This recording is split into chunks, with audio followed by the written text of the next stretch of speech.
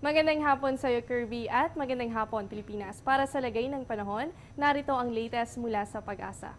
Kaugnay sa binabantayang Tropical Storm Domeng, alas 10 ngayong umaga, namataan ang sentro nito 770 km east ng Davao City. Taglay nito ang 65 km na lakas ng hangin malapit sa sentro, habang 80 km per hour naman ang gustiness nito. Ibig sabihin, within 10 km diameter nitong bagyo, mararamdaman natin itong 65 km per hour na lakas ng hangin. At itong 80 km per hour na lakas ng hangin o yung gustiness, bumubugso lamang ito at mararamdaman natin ito segundo lamang. Kumikilos ito west-northwest sa bilis na 15 km per hour. Ayon sa Pag-asa, inaasahang nasa 480 km ang layo nito sa Davao City bukas ng umaga at inaasahang magla-landfall ito Huwebes ng umaga sa area ng Surigao. Direktang maapektuhan nito ang probinsya ng Surigao, Southern Cebu, Bohol, Negros at Northern Palawan. Yan ang posibleng track kung mapapanatili ng bagyong Domeng ang lakas nito.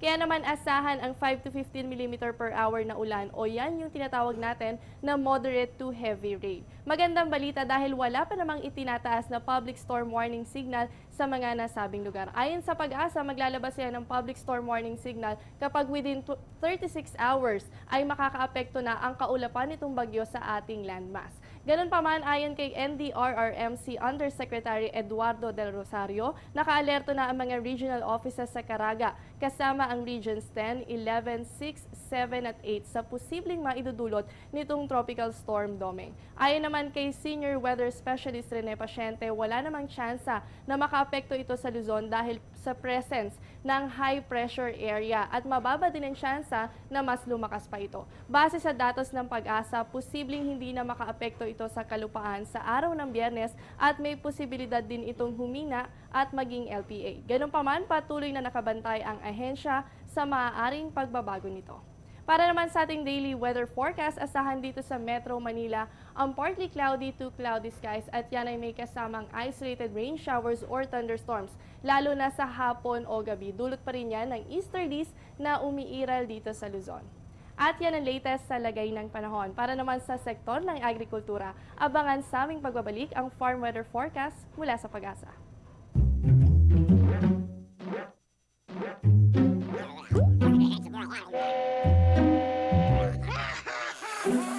Worried kung nasaan ang package mo? Sa Air 21, worry-free! May real-time SMS updates kaya alam mong status ng padala mo every step of the way. Why worry? Pwede namang worry-free. Sa Air 21, sagot ko, padala mo!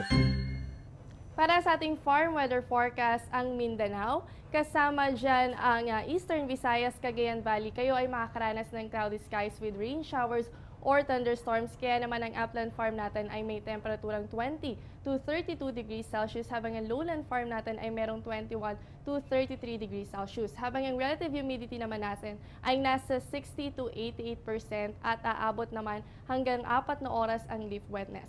At para naman sa natitirang bahagi ng bansa, asahan dyan ang partly cloudy to cloudy skies at yan ay may kasamang isolated rain showers or thunderstorms.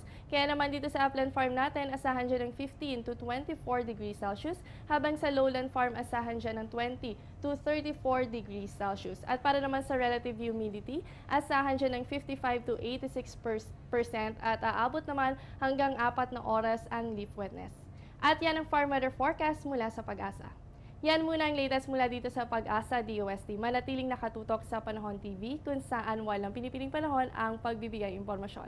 Please check our official social media accounts and website para sa detalyadong ulat panahon at maaari nyo rin kaming mapakinggan sa DWIC. Ako ang inyong weather buddy Jessie Basco na nagsasabing walang dadaig sa taong may alam at laging handa. Balik sa'yo, Kirby.